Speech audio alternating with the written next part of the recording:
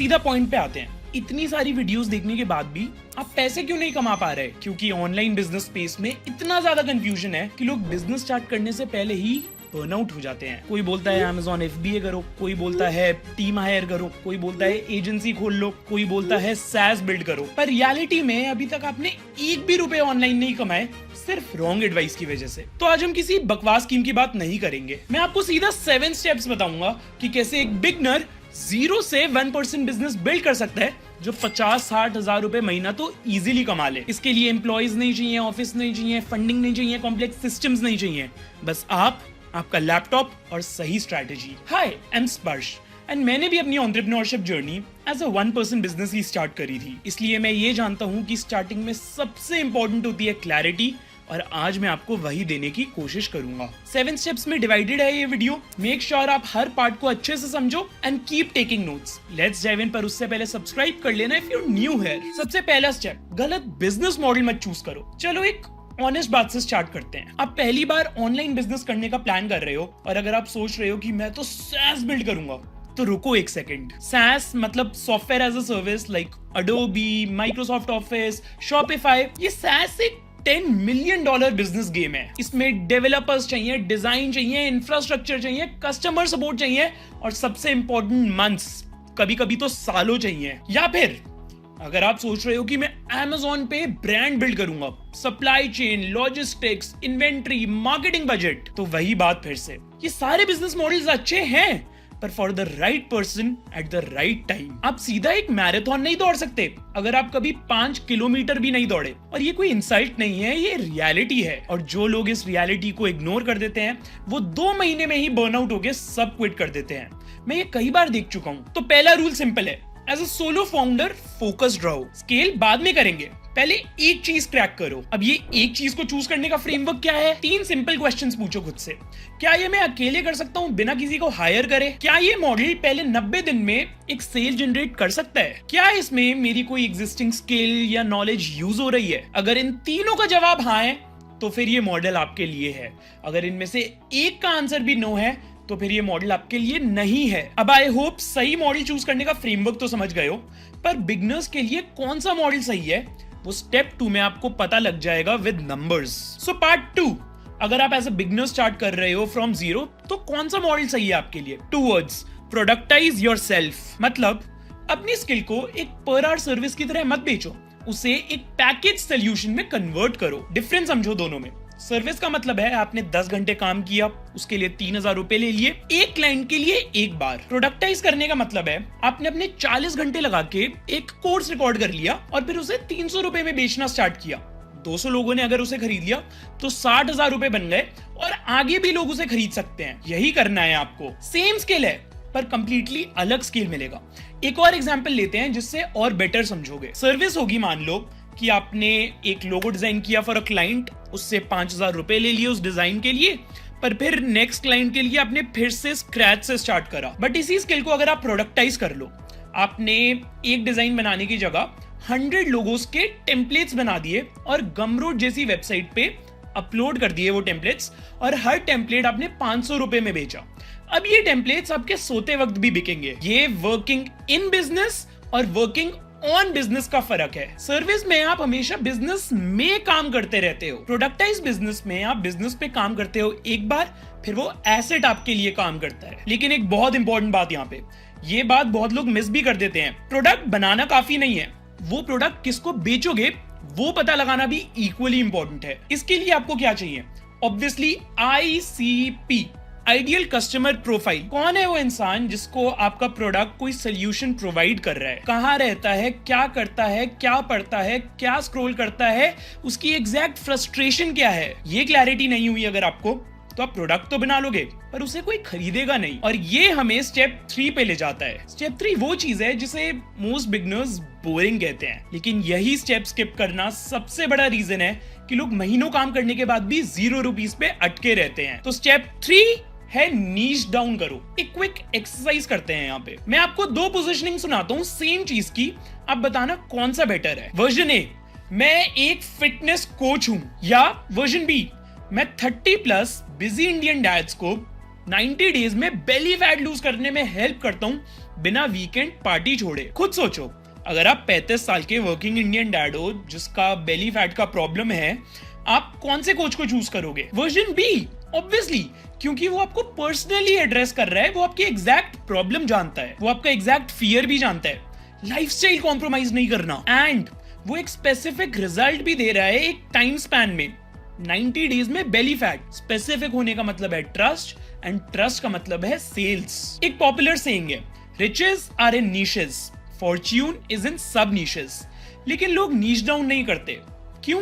डर लगता है उन्हें, अगर मैं एक ऑडियंस के लिए बनाऊंगा तो मैं बाकी सारी ऑडियंस को मिस कर दूंगा। यहाँ पे सीधी बात समझो, एक ब्रॉड ऑफर को कोई नहीं खरीदता क्योंकि वो किसी के लिए भी परफेक्टली डिजाइन नहीं है। एक स्पेसिफिक ऑफर वो लोग खरीदते हैं जो उन्हीं के लिए डिजाइंड है, एंड वो लॉयली खरीदते हैं। और यहाँ पे नीश डाउन करने के साथ एक और रूल है जो मोस्ट बिगनर्स स्किप करते हैं और फिर बोलते हैं कि वर्क नहीं कर रहा। ये लोग क्या करते हैं, 5 प्रोडक्ट्स के लिए 3 अलग फनल बनाते हैं जो 10 ऑडियंस तक पहुंच रही है, हर जगह कंटेंट। फिर 1 महीने बाद एग्जॉस्टेड फील करते हैं विद 0 रेवेन्यू एंड बोलेंगे कि यार काम ही नहीं कर रहा। तो रूल सिंपल है, लिख लो इसे, 1 offer, 1 funnel, 1 audience, 1 clear outcome.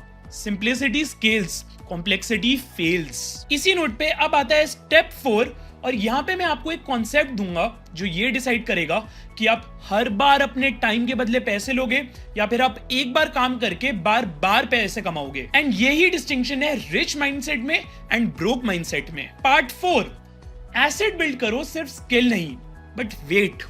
Asset क्या होता है, क्या बात हो रही है यहाँ पे? एसेट वो चीज है जो तब भी वैल्यू दे रही है जब आप काम नहीं कर रहे। सर्विस बिजनेस में आप काम करोगे तो पैसा आएगा, आप रुकोगे तो पैसा नहीं आएगा। ये सबसे रिस्की बिजनेस मॉडल होता है क्योंकि आप ही एकमात्र एसेट हो इधर। बट एक डिजिटल एसेट में आप एक बार बनाओगे तो वो बार बार बिकेगा। आप सो रहे हो तब भी किसी पार्ट ऑफ इंडिया में, किसी पार्ट ऑफ वर्ल्ड में कोई ना कोई उसको खरीद रहा है। इनफैक्ट अगर आप वेकेशन पे हो तब भी सिस्टम चल रहा है। अब हो सकता है यहाँ पे आप सोच रहे हो कि एसेट तक तो ठीक था, बट स्पर्श भाई ये डिजिटल एसेट क्या होता है? सिंपल लिस्ट देता हूँ, उससे समझ जाओगे। ऑनलाइन कोर्सेज एक डिजिटल एसेट है। एक बार आप कोर्स रिकॉर्ड करोगे उसे फिर हजारों लोग खरीद सकते हैं। टेम्पलेट्स एक डिजिटल एसेट है, नोशन के, कैनवा के, एक्सेल के। Then ebooks, condense knowledge जो ब्यूटीफुली पैकेज्ड है। एआई वर्कफ्लोज, एआई प्रॉम्प्ट्स भी एक डिजिटल एसेट है, एंड ये तो अभी हॉट सेक्टर है। देन यूट्यूब वीडियोस, ये वीडियो जो आप देख रहे हो ये मेरा एक एसेट है। सीरियसली यही वीडियो, इस वीडियो को आज मैं शूट कर रहा हूं, पर 2-3 साल बाद भी इसको कोई देखना चाहे तो वो देख सकता है। मैं उस वक्त कुछ भी कर रहा हूं, चाहे सो रहा हूं, खा रहा हूं, ट्रिप पे हूं, ये एसेट मेरा काम करता रहेगा। सो पहला एसेट कैसे बनाए, इसका भी सिंपल फ्रेमवर्क लिख लो। स्टेप 1, एक स्किल आइडेंटिफाई करो जो लोगों की प्रॉब्लम सॉल्व कर सकती है। स्टेप 2, उस स्किल को अब या तो टीच करो या तो पैकेज करो एक फॉर्मेट में। स्टेप 3, उसे अब कोई सिंपल प्लेटफॉर्म पे डालो, यूट्यूब पे, गमरोड पे हाइप पे, या अपनी वेबसाइट बना लो। स्टेप 4, अब उसे मार्केट करो, बट पैसे डाल के, एड्स चला के नहीं, ऑर्गेनिकली कंटेंट बनाओ उसके अराउंड। और हाँ, स्टार्टिंग में परफेक्ट मत बनाओ, शिपेबल बनाओ। Done is better than perfect always. अब स्टेप 5 पे आते हैं, और ये वो स्टेप है जहां 99% बिगनर्स अपनी सारी मेहनत को बर्बाद कर देते हैं। ये एक माइंडसेट शिफ्ट है जो आपकी पूरी अप्रोच को बदल देगा। पार्ट 5, पैशन नहीं प्रॉब्लम मोनेटाइज करो। ये सुनने में वियर्ड लग सकता है, हार्श लग सकता है, पर जो लोग इस बात को नहीं समझते वो 1 साल तक भी पहली सेल नहीं कर पाते। Building a business and following your passion, ये 2 अलग चीजें होती हैं। मार्केट को फर्क नहीं पड़ता कि आप क्या पसंद करते हो। सीरियसली, मार्केट केयर नहीं करता कि आपको कुकिंग पसंद है, ट्रैवल पसंद है, आर्ट पसंद है। मार्केट एक ही चीज के लिए पैसा देती है, अगर उनकी प्रॉब्लम सॉल्व हो रही हो तो। आपका पैशन आपके बिजनेस का एक इंग्रेडिएंट हो सकता है, पर वो आपका बिजनेस मॉडल नहीं हो सकता। पैशन ड्रिवन बिजनेस मॉडल तब बनता है जब आपका वो पैशन किसी पेन पॉइंट से कंबाइन हो। तो ये पेन पॉइंट कैसे ढूंढे? ये कोई एडवांस स्किल नहीं है, बस आपको सही जगह देखना है। रेडिट एंड कोरा, अपने नीश से रिलेटेड सब रेडिट्स पे जाओ, वहां पे लोग अपनी प्रॉब्लम्स शेयर करते हैं एनोनिमसली। Amazon रिव्यूज, अपने प्रोडक्ट से रिलेटेड प्रोडक्ट्स पे जाओ, उसके 1 and 3 स्टार रिव्यूज पढ़ो, लोग वहां पे लिखते हैं कि इसमें ये मिसिंग था, ये नहीं था। यूट्यूब कमेंट सेक्शन, अपने नीश की पॉपुलर वीडियोस के कमेंट सेक्शंस में जाओ, वहां पे लोगों की जो प्रॉब्लम उस वीडियो में सॉल्व नहीं हो पा रही है उसे टारगेट करो। अब एक बार ये पेन पॉइंट आइडेंटिफाई हो गया तो उसे सॉल्व कैसे करें?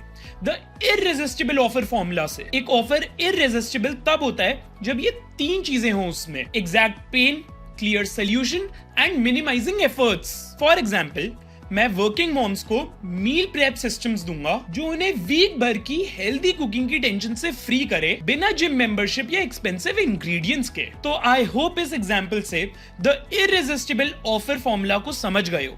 इसी नोट पे अब चलते हैं स्टेप 6 पे, एंड ये वो स्टेप है जो लिटरली एक 1 पर्सन बिजनेस को 10 पीपल बिजनेस की पावर देता है। पार्ट 6 है लेवरेजिंग एआई। यहाँ पे हम एआई की बात करेंगे, पर उस एंगल से जो कोई नहीं बताता। मैक्सिमम लोग एआई को सिर्फ एक चैटबॉट की तरह यूज करते हैं, right this paragraph, draft this email. लेकिन जो लोग एआई को सीरियसली लेते हैं वो इसे एक टीम की तरह ट्रीट करते हैं। वो सोचते हैं एक 1 पर्सन बिजनेस के लिए क्या क्या चाहिए होता है: content writer, researcher, social media manager, customer support, designer, data analyst, email marketer. अगर इन सब रोल्स के लिए हायर करने लग जाओगे एम्प्लॉइज तो 1 महीने की 3 to 5 लाख रुपीस तो सैलरीज ही हो जाएंगी। और अगर सारा काम खुद करने की कोशिश करोगे तो महीने के कम से कम 400 घंटे चाहिए होंगे। बट अगर एआई टूल्स की मदद से इन्हें ऑटोमेट करने की कोशिश करोगे तो 5 से 10 हजार रुपए में सब हो जाएगा। कॉपी राइटिंग चैट जीपीटी से, क्लॉड से, रिसर्च परप्लेक्सिटी एआई से, डिजाइन कैनवा से। ऐसे ही हर टास्क के लिए आज के टाइम पे एक अच्छा एआई टूल ऑलरेडी है। बस एफर्ट डालो, उसे ढूंढो, सीखो और यूज करो। बट एक इंपॉर्टेंट कैविएट, एआई पर्सनलाइजेशन को 100% रिप्लेस नहीं करता। तो वो काम जो रेपिटेटिव है, रूल बेस्ड है, मास स्केल पे है, वो एआई से करवाओ। पर जो काम क्रिएटिव है, स्ट्रेटेजिक है, रिलेशनशिप बेस्ड है, उसे खुद करो। इसी नोट पे अब आते हैं आज के लास्ट स्टेप पे, और ये एक अंडररेटेड स्टेप है क्योंकि ये सिर्फ बिहेवियर के बारे में है। और ये बिहेवियर ही डिसाइड करेगा कि आप 90 डेज बाद 50,000 रुपए पर महीने तक पहुंच पाओगे या सिर्फ 0 पे ही रहोगे। Part 7, ship fast, stay consistent. Last step होगा ये, पर शायद सबसे इंपॉर्टेंट है और सबसे ज्यादा इग्नोर भी यही होता है। अगर आज मैं 0 से फिर से स्टार्ट करता तो मैं एक चीज पे सबसे ज्यादा फोकस करता, शिप फास्ट देन इंप्रूव। पर मोस्ट बिगिनर्स क्या करते हैं? परफेक्शन की वेट। एक कोर्स रिकॉर्ड करा, उसको 3 महीने तक एडिट ही करे जा रहे हैं। पहले प्रोडक्ट में फॉन्ट से फॉन्ट मैच करते हैं 2 हफ्ते तक। पहले पोस्ट का कैप्शन 4 बार रीराइट करते हैं, और जब ये फाइनली लॉन्च करना होता है तो एग्जॉस्टेड फील करते हैं। बट ये समझना जरूरी है कि पहला वर्जन कभी भी परफेक्ट नहीं होगा। कितनी भी कोशिश कर रहे हो वो परफेक्ट हो ही नहीं सकता। मेरा पहला प्रोडक्ट नहीं था, मेरा पहला कंटेंट पीस नहीं था, किसी का भी नहीं होता। परफेक्ट का इंतजार करते रहोगे तो लॉन्च कभी नहीं कर पाओगे। लॉन्च करो, शिप करो, रियल ऑडियंस से फीडबैक लो एंड फिर इंप्रूव करो। मार्केट आपका बेस्ट टीचर है, और मार्केट तभी बढ़ाता है जब आप कुछ लॉन्च करो। और जहां तक बात रही कंसिस्टेंसी की, तो 90 डेज तक सिर्फ एक एक्शन को कंसिस्टेंटली करो, एंड ट्रस्ट मी, आप उन 90 डेज के बाद 90% लोगों से आगे आ जाओगे। क्योंकि 90% लोग स्टेप 1 के बाद क्विट कर देते हैं, स्टेप 3 के बाद क्विट कर देते हैं, या तब क्विट कर देते हैं जब पहला रिजल्ट ही नहीं आता। जो 90 डेज कंसिस्टेंट हो जाता है वो गेम में रहता है, और जो गेम में रहता है वही इवेंचुअली जीतता है। So this is how you build a 1 person business as a beginner. एक क्विक रिकैप करते हैं। अगर मैं 0 से स्टार्ट करता फिर से, तो पहले मैं एक मॉडल पिक करता, उससे फिर नीश डाउन करता, देन उसे प्रोडक्टाइज करता, एक डिजिटल एसेट बनाता, रियल प्रॉब्लम सॉल्व करता, फिर एआई की हेल्प लेता, एंड फाइनली लॉन्च करके कंसिस्टेंट रहता। Yes, that's it. यही करना है आपको भी। अभी एट दिस पॉइंट आपका फ्यूचर वर्जन आपके डिसीजन का वेट कर रहा है। उसको बहुत उम्मीदें हैं आपसे। वो सिर्फ इतना चाह रहा है कि आज आप सही डिसीजन लेके उस डायरेक्शन में चलना स्टार्ट कर दो जहां वो आपसे फ्यूचर में मिल पाए। कुछ छूट गया हो या और कुछ जानना हो तो कमेंट्स में बता देना। दिस इज स्पर्श Goyal, not perfect, just honest. Thank you for your time, and I'll see you around.